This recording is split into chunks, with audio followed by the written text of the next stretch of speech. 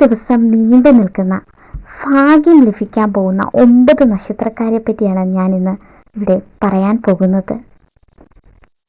മീനം രാശിയിൽ ശുക്രന്റെ സഞ്ചാരത്തിന് ഈ വർഷം വളരെയധികം പ്രാധാന്യമുണ്ട്.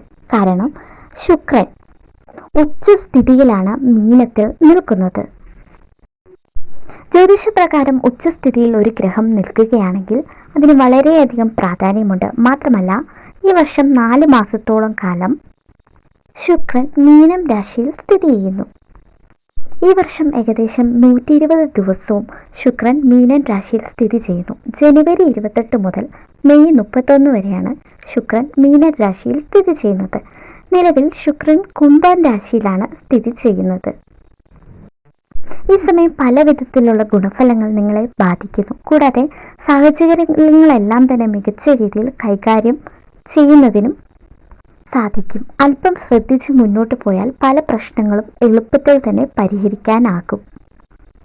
ശുക്രൻ ഇവരുടെ ജീവിതം മൊത്തത്തിൽ മാറ്റിമറിക്കും. സന്തോഷകരമായ പല നേട്ടങ്ങളും ഇവരുടെ ജീവിതത്തിൽ സംഭവിക്കും. ആഗ്രഹിച്ച തൊഴിൽ മാറ്റങ്ങൾക്കും സാധ്യതയുണ്ട്. അടുത്തത് നമുക്ക് ഈ നക്ഷത്രങ്ങൾ ഏതെല്ലാമാണെന്ന് നോക്കാം.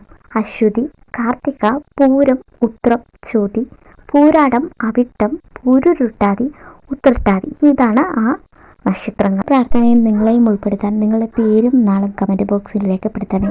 ഒപ്പം ജ്യോതിഷ സംബന്ധമായ കൂടുതൽ അറിവുകൾ ലഭിക്കുവാൻ നമ്മുടെ ചാനൽ ലൈക്ക് ചെയ്യുക, ഷെയർ ചെയ്യുക, സബ്സ്ക്രൈബ് ചെയ്യുക. നന്ദി. ഓം നമഃ ശിവായ.